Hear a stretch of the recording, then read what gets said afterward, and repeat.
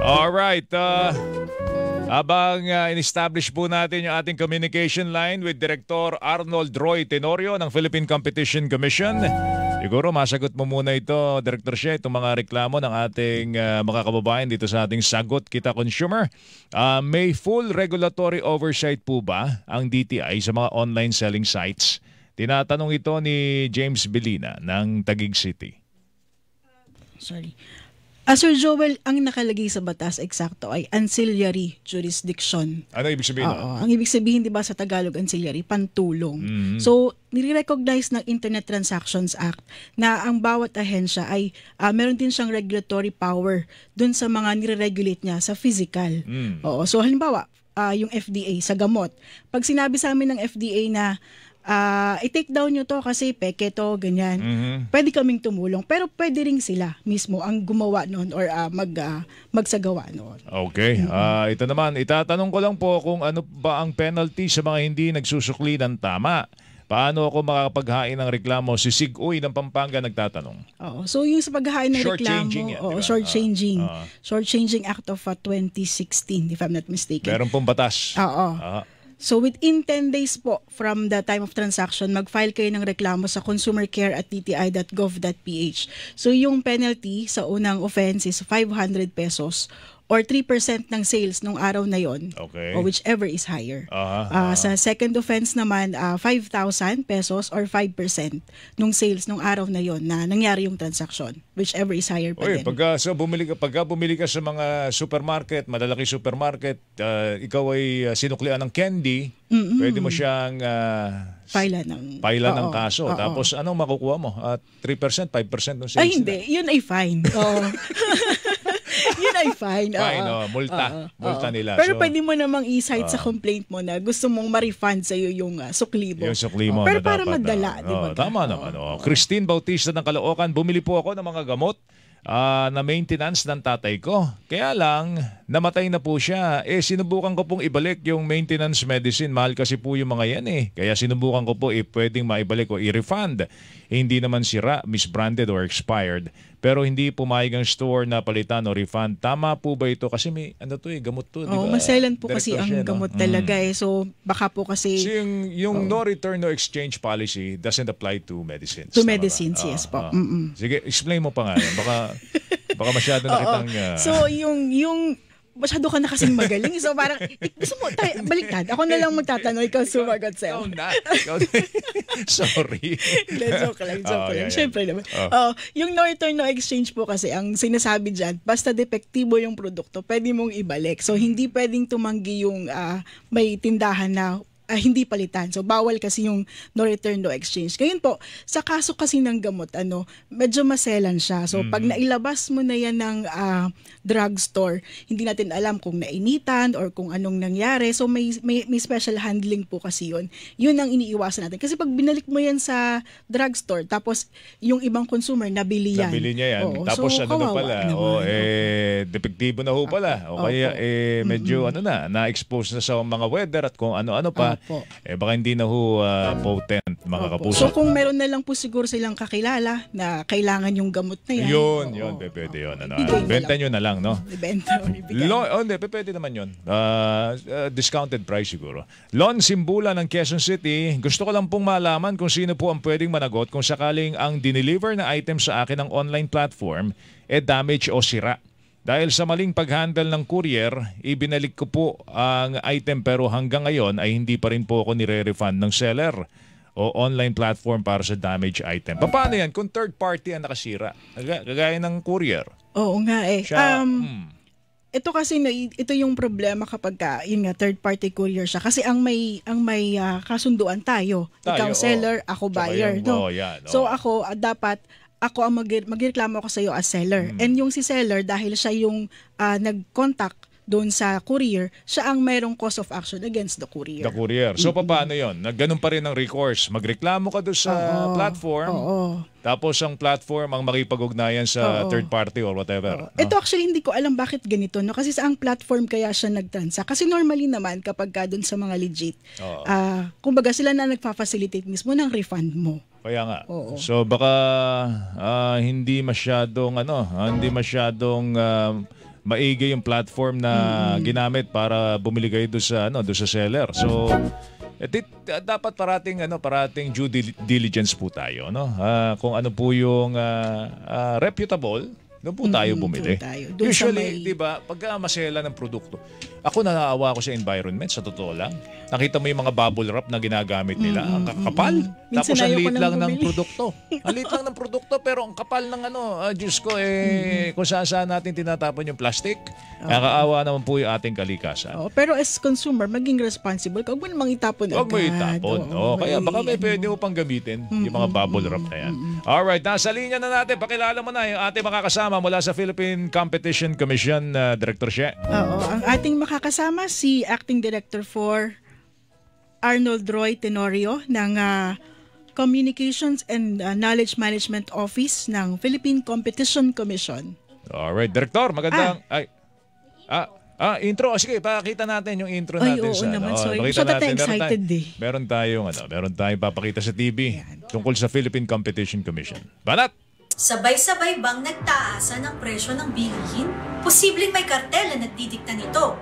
Sabay-sabay na tinataasan at pinagpaparehas ang presyo para walang choice ang consumers. Ang tawag dito ay price fixing. Ipinagbabawal yan ng Philippine Competition Act. Tandaan, kung may kompetisyon, consumers ang panalo. Para sa karagdagang impormasyon, makipag-ugnayan sa Philippine Competition Commission. Iyan o! Alright, nasa linya na natin si Director Arnold Roy Tenorio. Director Tenorio, magandang umaga si Joel, tsaka si Director Sheto. Magandang umaga, Director She, tsaka Kuya Joel, sa inyo at sa inyong mga tagapagtangkilik. Director Tenorio, ano ba yung Philippine Competition Commission? Parati namin naririnig yon. Pagka merong problema kami sa mga consumers, pwedeng sinasabi minsan ng DTI, pwede natin idulog yan sa Philippine Competition Commission. Ano ba ang Philippine Competition Commission? Ano trabaho po ninyo? At paano kayo makatutulong sa mga consumers? Siguro, Kuya Joel, para lubos nating maunawaan kung ano ang papel ng Philippine Competition Commission sa buhay ng ating mga consumer, kailangan maunawaan muna natin ano bang kahalagahan ng kompetisyon sa merkado. Sige po.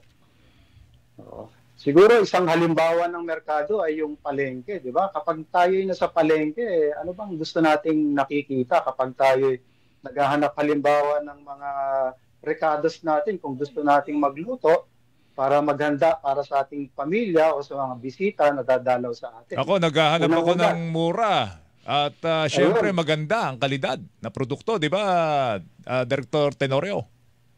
Tama yun, Kuya Joel. Unang-una, syempre, kailangan sariwa yan. Sariwa yung karne, sariwa yung gulay.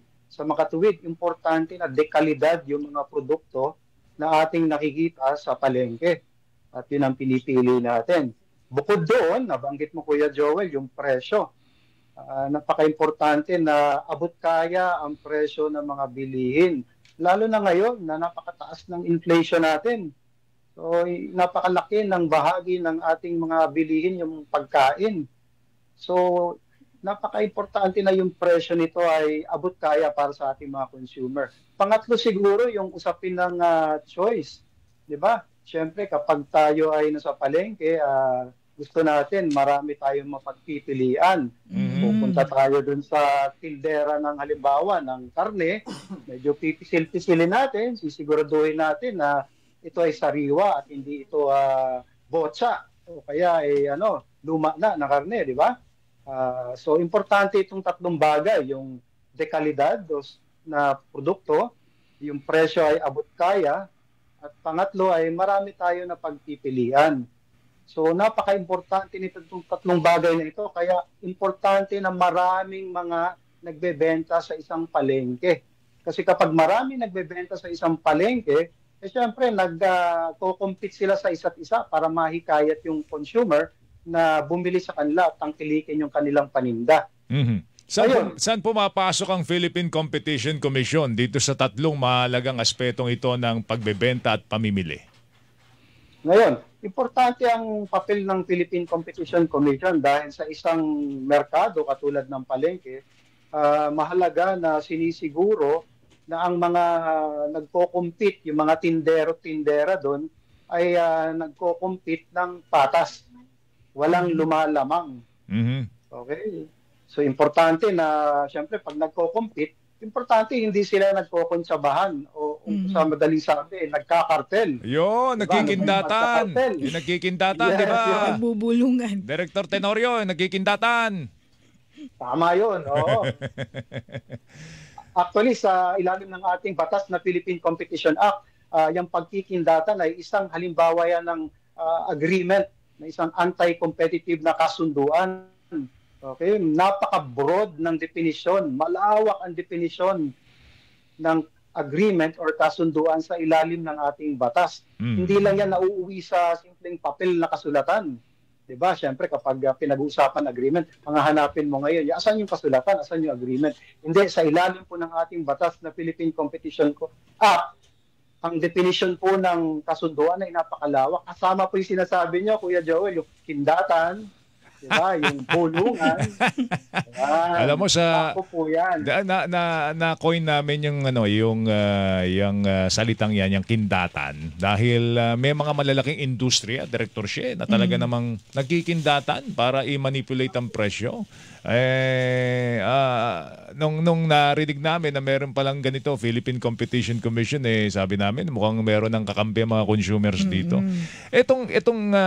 Itong price fixing, price rigging, yung mga kartel na sinasabi mo, kinakailangan meron pa bang magsumbong? O yan ba'y namo-monitor nyo mismo?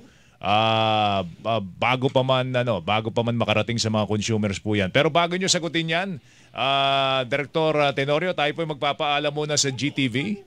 Salamat po sa GTV. Hanggang sa susunod na pagkakataon. Makakasama natin ang GTV next Saturday ulit, no? Pero tuloy-tuloy po tayo sa ating pagbibigay ng serbisyo. Mga kapuso, dito po sa ating consumer at iba pa, sa pamamagitan po ng Facebook sa DCWB. And of course, sa ating mga istasyon ng radyo sa iba't ibang panig po ng bansa. Balikan natin si Director Tenorio. Director. Yes, Kuya Joel. Yan. Sige po, yung tanong ko, pakisagot po, Director Tenorio. Alam nyo, sa ilalim ng Philippine Competition Act, ang mandato ng PCC ay naisasagawa sa pamamagitan ng dalawang bagay. Tawagin na natin itong yung dalawang kamay kung paano isinakakatuparan ng PCC yung kanyang mandato. Itong kaliwang kamay, tawag na natin kamay na bakal. Yun o. Okay? Itong kamay ng bakal, ibig sabihin to, pinapatupad ng PCC yung mga bagong palakad kung paano dapat nagko-compete ang mga negosyo sa merkado. Okay? Ano yung mga bagong palakad na yon? Yung mga bagong palakad na yon ay dinidescribe siya, isinasalarawan siya sa pamamagitan ng mga bawal. Ano yung mga hindi dapat ginagawa? Okay? Tatlong bagay yan. Unang-una ay yung tinatawag nating mga anti-competitive agreement o yung mga kasunduan sa hanay ng mga negosyante. Anong klaseng mga kasunduan yan? Nabanggit natin kanina, Kuya Joel, Director She, yung kasunduan, maaring kasulatan yan, maaring bulungan, maaring tindatan. Ngayon, anong klaseng kasunduan ginagawa na? Nagkakasundo sila na magtakda ng presyo, halimbawa. Siyempre, kapag nagtakda ng presyo, yung mga tindera sa palengke, ano mangyayari? Di ba? Pag nagkasundo sila na, pare, ito lang ang presyo natin, ha?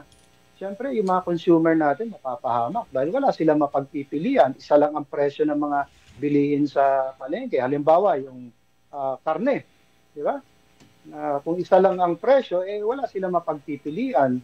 Medyo hindi nila mababudget na maayos yung kanilang pera, yung ginagamit nilang para mamili sa palengke. So, yun, dominanteng negosyo. Hindi naman bawal maging dominante sa iyong industriya sa merkado. Ang bawal ay iyong aabusuhin yung iyong pagiging dominante. Halimbawa sa palengke, balik tayo sa palengke.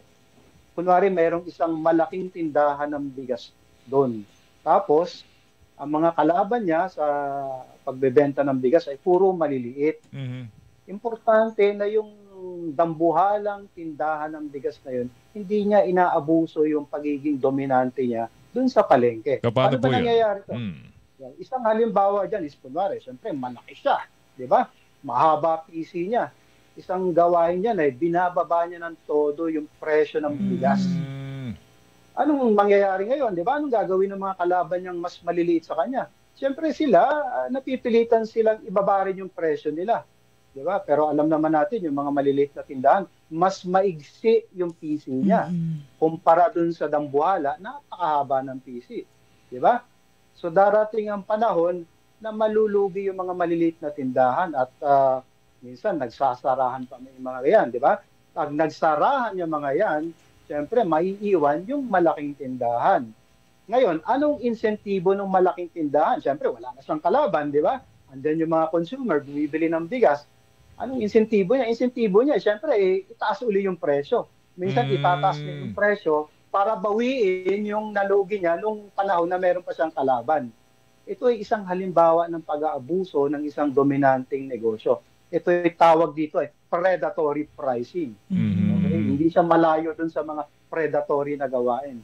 Okay. So, siguro ipilit niyang isara yung mga maliliit sa kanya. Ang susunod nating tanong dyan how do you determine na itong abuse of yung abuse of dominance ay nangyayari na? Meron ba tayong tinatakdang panahon diyan? Uy, 3 buwan na itong mababa. Paano ba na-determine ng PCC 'yon? 3 bagay lang yan, Kuya Joel. Sige po. Kung paano nalalaman ng PCC ang isang violation sa ating batas na Philippine Competition Act. Okay? Unang-una ay yung kapag mayroong nag-file ng verified report sa amin. Pangalawa, kapag mayroong ahensya ng pamahalaan, ibang sangay ng ating gobyerno, na nag-report o nag-refer ng isang suspected na anti-competitive na gawain sa amin, sa PCC. At pangatlo, yung tinatawag nating motu proprio. Meron kaming monitoring na isinasagawa sa mga merkado. Of course, limitado yung kapasidad ng PCC.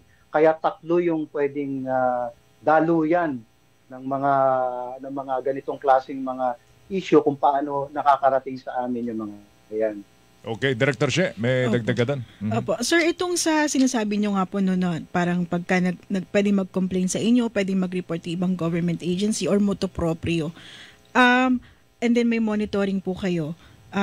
Paano po yung proseso ninyo? Ano po yung meron ba kayong parang mga naka-civilian clothes dyan na umiikot-ikot or nagkakalap ng impormasyon? Ganoon po ba yun, sir? Maganda yung katanungan natin, Director She. Tulad ng nabanggit ko kanina, limitado po yung resources po ng PCC. Actually, wala po kaming regional offices.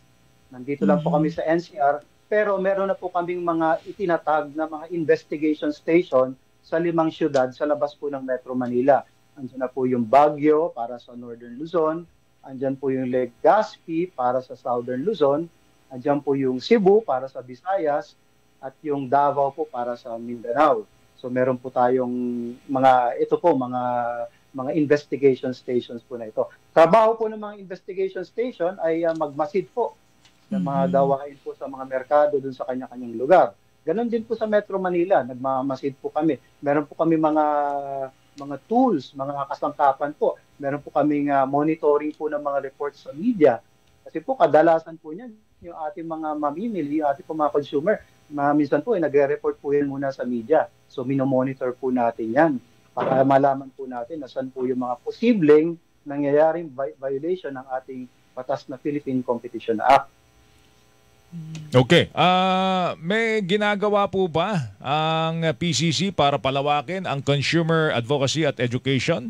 Lalo na sa mga isyong kinakarap po ng iba't ibang mga industry. I understand meron kayong mga pagsasanib puwersa sa pribadong sektor. Tama ho ba yun, Director Tenorio? Tama yun, Kuya Joel. Importante po yung ating advokasya para sa patas na kompetisyon. Bakit? Kasi ito pong mga tinatawag po natin mga anti-competitive na gawain ng mga negosyo ay bago po ito sa pandinig ng karamihan po sa ating mga consumer. At hindi lang po ng mga consumer, mismo mga negosyante po natin, bago po ito sa pandinig nila. Dahil bago po yung ating batas, napasa po yung batas 2015, itinatag po yung PCC 2016. So importante po sa hanay po namin na kami po ay lumalabas dyan, nagsasagawa po kami ng information campaign. Actually, nitong nakaraan lang po, nagkaroon po kami ng kasunduan with the SM Prime Holdings. Ito po yung nagpapalakad po ng mga malls, mga SM malls po dito po sa atin. So meron po silang mahigit kumulang na 90 po na malls at tutulong po sila na para po palawakin po yung kaalaman po tungkol sa ating Philippine Competition Act at sa papel po ng PCC. So isang bagay po ito. Bukod po dito, meron din pong isinasagawa po ang PCC ng mga regional roadshow tsaka po mga multi-sectoral forum. Ika nga po, nagseseminar po kami dito po sa Metro Manila at sa labas po ng Metro Manila. Umiikot po kami, nag-roadshow po kami. Nagsasagawa din po kami ng mga campus tour. Siyempre, importante po yung kahalagahan ng kompetisyon sa merkado na patas. Importante po malaman po yan ng ating mga kababayan sa simula pa po habang sila ay nag-aaral. Kasi po, maalala po natin, pag sinabi pong kompetisyon, kadalasan ang napag-iisipan ng ating mga kababayan ay sports, di ba po ba? Siyempre, tinagal-tagal ng pag-aaral natin sa eskwelahan mula grade school hanggang high school tsaka college. Pag sinabi pong kompetisyon, usually yan po ay dinidiscuss doon po sa subject na kung tawagin po natin ay PE. So importante po, nagsasagawa rin po kami ng campus tour para maibahagi rin po sa ating mga future na consumer na meron pong ibang larangan ng kompetisyon sa larangan naman po ng mga negosyo.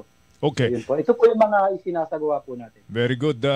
Nabanggit nyo na rin yung predatory pricing. Meron din daw pa kayong ginagawang hakbang laban po sa isang ride-hailing app daw po na sinasabing merong predatory pricing, Director Tenorio. Magandang katanungan yan, Kuya Joel. Pagdating po sa ride-hailing app, actually dito po nakilala ang PCC noong bandang 2018 to 2019. Kasi kung maalala po ninyo, bago po yung industriya na kung tawagin po natin ay ride-hailing app. So kinakalaban po nila yung mga taxi dati. Pero nung mga bandang 2018-2019 po, dalawa lang po yung nagpo-provide po ng serbisyo na ride-hailing. Ito po yung Grab tsaka Uber. Ngayon po, nung panahon po na yun, nagkasundo po silang dalawa na ibenta po yung operasyon ng Uber dito sa Pilipinas sa Grab. So ang nangyari po noon ay magkakaroon po ng monopolyo sa ride-hailing app. Nakita po namin yun sa hanay po ng PCC at sinabi po namin sa Grab at sa Uber, sandali lang. Bago nyo ituloy yung inyong transaksyon, kailangan repasuhin namin yan para siguruhin na walang mangyayaring kapahamakan sa ating mga mananakay. So amin pong nirepaso po yung kanilang transaksyon at nung nakita po namin na kapag magkatuluyan po ito mangyayari po magkakaroon ng monopolyo at magiging kapahamakan po ito sa ating mga mananakay, nagpataw po kami ng mga kondisyones sa Grab at sa Uber na kailangan i-observe nila itong mga kondisyones na ito. Kapag hindi nila in-observe ito, ay sila po yung mapapatawan ng mga penalties sa fines. Nagtakda po kami ng period po kung saan minonitor po namin kung sila ba ay tumutupad dun sa mga kondisyones na yun. Yung monitoring period po na yun ay nagtapos na po. Okay, I'm sure na balitaan po ng inyong mga tagapagtangkilik na over the past few years ay nagpataw po kami ng mga penalties po sa Grab dahil mayroon po sila mga nilabag na kondisyones po. Okay. Kaya lang nagkatuluyan sila, 'di ba? Ng bentahan at parang ewan ko kung hindi ko maituturo, may competition ba talaga dito sa industriya ng ito kasi parang pagka tinamang Grab ka na lang Wala na di ba? Tama po yan. Di ba?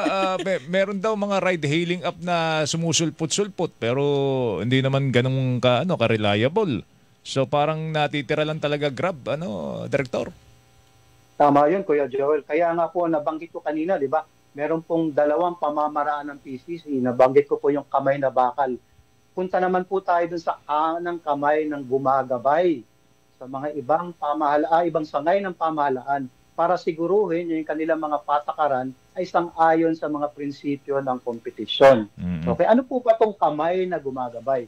Kung yung kamay na bakal ay nakatuon po ito sa mga negosyante na lumalabag sa mga probisyon po ng ating Philippine Competition Act para siguruhin na sumusunod sila dun sa bagong mga patakaran kung paano dapat nagko-compete sa merkado, yung kanang kamay naman po na gumagabay, ito po ay isa po itong mandato po ng PCC na siguraduhin na yung mga palakad, mga patakaran, mga pulisiya, na mga ibang sangay ng pamahalaan ay sang-ayon po sa kompetisyon. Paano po ba ito? Hindi po ba nang hihimasok ang PCC, halimbawa sa poder ng DTI kapag ginagawa niya ito? Sa ilalim po ng ating batas na Philippine Competition Act, minandato po na ang PCC, katulong po ang NEDA, ay magpalabas po ng tinatawag natin na National Competition Policy. Bukod po ito dun sa batas na Philippine Competition Act. Ito pong National Competition Policy, ito po ay whole of government approach para siguraduhin na yung mga ibang batas, patakaran, pulisiya ng pamahalaan ay sang-ayon sa prinsipyo ng patas na kompetisyon. Okay? Paano po ito pinapatupad po ng PCC? Dito po marami pong mga pamamaraan. Isa na po dito ay yung pakikipag-ugnayan po ng PCC sa mga iba't ibang sangay ng pamahalaan. Halimbawa sa DTI, kami po ay pumapasok sa mga kasunduan o mga memorandum of agreement sa mga iba't ibang sangay ng pamahalaan para kami po ay magkaroon ng kooperasyon kung paano ba natin rerepasuhin yung mga existing na mga patakaran at pulisiya ng iba't ibang sangay ng pamahalaan at siguraduhin na ito ay hindi nagdudulot ng di patas na kompetisyon sa merkado o sa industriya.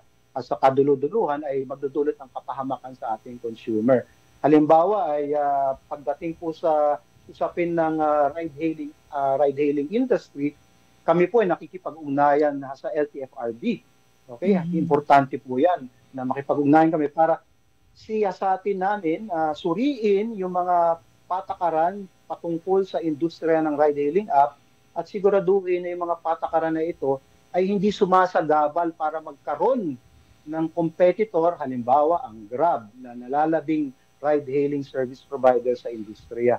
So yun po, kinikilala po sa ilalim ng National Competition Policy na meron pong mga ibang sangay ng pamahalaan na importanteng nakikilahok para siguraduhin na patas ang kompetisyon sa merkado. Ito nga po yung role ng National Competition Policy. Ito po yung kanang kamay na gumagabay ng PCC. Okay. Kuya Joel. Alright, Director She, dagdag ka. Oo, sir, siguro itong sa ano lang, 'di ba napabalita yung lately itong sa Onion, yung sa sibuyas. Ay, Onion cartel, yan. Oo. Sir, baka bigyan mo kami ng konting background dito, no, tsaka ano po ba ang parusa o multa na kinakaharap nitong mga cartel na ito, sir? Yeah. Director She, yan pong usapin po ng Onion cartel, yung po yung kaliwang kamay na bakal ng PCC po ang gumalaw po diyan. Kasi nga po napansin po natin na meron pong nangyayaring di karaniwan na pagtaas sa presyo ng sibuyas. Kaya minabuti po ng PCC na imbestigahan po ito as early as mga October-November 2022 po. Nagsimula pong mag-imbestiga po ang PCC para silipin meron ba nangyayaring anti-competitive na kasunduan dyan. So madaling sabi, meron ba nangyayaring pagkakartel? Kasi natatandaan natin noon, Director Tenorio, umabot ng 700 ang isang kilo ng sibuyas, anak ng kamoting buhay ito. Maliban doon sa mga investigasyon ng Senado, doon sa mga onion queen na yan, meron bang nasampa ng kaso dyan, Director Tenorio? Kasi parang wala na kami narinig Tama kayo, Kuya Joel. Actually, dito sa usapin po ng Onion Cartel, early this month, kami po ay nagsampa po ng kaso. Isang administratibong kaso po sa aming komisyon. Yung aming pong enforcement office, ito po yung nagpapatupad ng kamay na bakal. Nagsampa po siya ng administratibong complaint po sa aming komisyon. Kasi po, maalala po nyo, sa ilalim po ng batas ng Philippine Competition Act, ang aming pong komisyon ay quasi-judicial. So, para po siyang korte. So pwede pong maghabla po yung aming enforcement unit sa komisyon, katulad po ng ginawa namin doon sa Onion Cartel. At nagrekomenda po yung aming enforcement unit ng multa na aabot po sa 2.4 billion pesos. Wow! Ito po ang pinakamalaking multa na nirekomenda po ng aming pong enforcement unit laban po sa isang cartel. So So cartel po ito ng sibuyas. So identified natin ito, Director Tenorio, itong mga kartel na ito, itong kartel na ito ng sibuyas. At may mga pangalan tayong inihabla laban sa kanila. Tama po, Kuya Joel. 12 po silang nagsabwatan para po ipataasin po yung presyo ng kartel, kontrolin yung supply para kumonti yung supply. Siyempre, kapag kumukonti yung supply ng produkto sa merkado, ang tendency po ng presyo talagang sisipa po yan pataas. So, ang kasong sinampan ninyo, pinagmumultan nyo sila ng 2.4 billion. At the same time, meron ba silang nakaambang kulong dyan? Kung sakaling sila'y mapatunayan nagkasala dito? Sa ilalim po ng Philippine Competition Act, meron pong kulong po. Bukod po sa mga penalty po na fines, na multa, meron din pong kulong dyan na hindi po bababa sa 2 hanggang 7 taon. Pero maalala po nyo, kakapapasa lang po ng ating bagong batas na anti-agricultural smuggling po. May retroactive effect ba yun? Hindi po. Ang mangyayari po dyan kapag yung DOJ po ay nagsampa po ng kaso laban po dito sa cartel na ito, at yun po ang gagamitin po nilang batas na batayan po sa pagsasampa po ng kaso, dito po life imprisonment po ang kulong dito. Hindi lang po 7 years life imprisonment po. So mas mabigat po yung parusa. Nonetheless po, mabigat po yung 2.4 billion po na Opo. Dahil doon sa bagong batas, baka hindi na umulit yung mga yan. Baka madala na. Pero talaga kinakailangan pagmultahin. Malamang po. In fact po, nag-announce na po yung Department of Agriculture na hindi na po sila isasama na doon sa susunod po na pagdi-distribute po ng mga tinatawag natin ng mga import permits nila. Banned na raw po sila. Yun po ang in-announce po ng Department of Agriculture. Siguro panghuli na lang, Director Siya, tanong natin kay Director Tenorio yung issue tungkol dun sa HMO industry. Nagkaroon daw ng dialogue sa pagitan po ng Philippine Competition Commission at ng Insurance Commission tungkol po sa HMO industry dahil alam nyo, isa sa mga hindi na pag-iipunan ng ating mga kababayan dahil sa sobrang mahal ng buhay ngayon, di ba? Napakamahal mabuhay. Ang isa sa mga kanilang nakakaligtaan ay yung kanilang kalusugan. So yung iba hindi na ho nakakapag ipon para pagka sila yung nagkasakit, nagkakanda utang-utang. Ganun ang nangyayari. No? Meron ba tayong magagawa sa HMO industry para doon sa kapakanan ng ating mga kababayan? May access naman sila doon sa maayos na health service? Tama yan, Kuya Joel. Napaka-importante pong usapin yung kalusugan po. Kaya po dito pumapasok yung binabanggit ko po kanina na kanang kamay na gumagabay.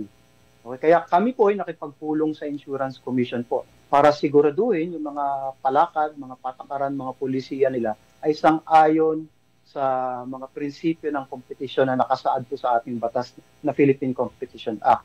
Ngayon, yung pag-uusap po, yung meeting po na naganap sa pagitan po ng Insurance Commission at ng PCC, ito po ay bahagi po ng isang programa po ng PCC na kung tawagin po natin ay Strategic Policy Dialogue.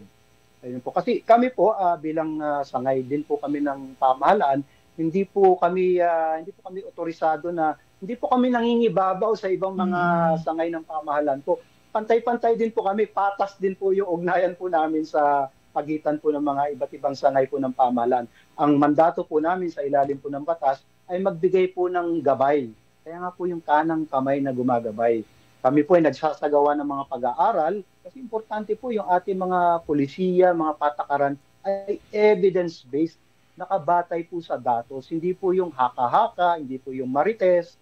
Kailangan po solidong datos at pagsusuri po. Importante po yan. Para po yung ating mga polisiya ay talagang tutugon doon sa mga pangangailangan ng mga negosyante at doon po sa mga pangangailangan ng ating mga consumer. So ganun po yung ginagawa po namin sa hanay po ng Insurance Commission. Kami po ay nakipagpulong po kami sa kanila para silipin, suriin po yung mga patakaran po nila at siguraduhin na ito ay nagdudulot po ng patas na kompetisyon para dumami po yung mga providers po ng HMO para naman po yung ating mga consumer may pagpipilian at hindi na uuwi sa ilan-ilan lang at tapos yung presyo, syempre kung mangilan-gilan lang yan hindi po siya abot kaya. Yung serbisyo po baka hindi pa dekalidad. Tapos yun nga po, wala po silang pagpipilian na uuwi po sa ganon. So mas magastos po para sa kanila. At alam po natin, syempre kapag masyadong magastos po yung mga serbisyong pangkalusugan, kadalasan po yung ating kababayan, tinitiis na lang po yung sakit. Oo, tsaka lumalala tuloy. Anyway, hindi na rin nagpapa-ospital. Director Chef, baka may mga panghuling tanong ka kay Director Tenorio. Opo, siguro sir, yung saan ba kami pwede mag-file ng complaint sa inyo? At siguro po imbitahan din namin kayo sa aming Consumer Care webinar series, no, para mas magabayan pa yung ating mga consumer. Ano ba mga dapat nilang tignan para malaman nila or kumbaga magkaroon sila ng idea? Ano ba yung tinatawag na anti-competitive agreements? Ganyan, sir. Yes, Director Chef. Kapag ang ating po mga tagapagtangkilik na inyong programa ay meron pong napapansin na kaduda-dudang galaw ng mga negosyo, na sa tingin ninyo ay mukhang anti-competitive itong galaw na ito, mukhang nagkakartel yung mga tindero-tindero sa palengke, ay pwede po niyong isumbong sa amin yan. Ang amin pong numero, telephone number po namin ay 8771-9722. So tawagan niyo lang po kami. Meron din po kaming email. Ang amin pong email ay queries, queries@phcc.gov.ph. Siguro nagtataka sila, Director Kuya Joel, bakit PHCC? Alam ko ba PCC pangalan ng ahensya? Ganito po nangyari dyan. Kasi po, meron na pong ibang sangay ng pamahalaan na nakuha na po yung pcc.gov.ph. Ito po yung Philippine Carabao Center. Kami naman po ay patas po kami makipaglaban. Kaya doon po kami sa phcc.gov. Hindi po kami makikipag-agawan po doon. Alright. Director, salamat sa oras mo. Baka may mga pagkakataon na kailangan ka namin ulit makausap. Please open your lines. But in the meantime, we thank you so much for your time. Salamat at mag-ingat po kayo. Thank you. Thank you, sir. Thank you, Kuya Joel. Director Chef, tandaan po natin, kung may competition po, consumers po ay panalo. Hilingan, walang pinoprotektahan.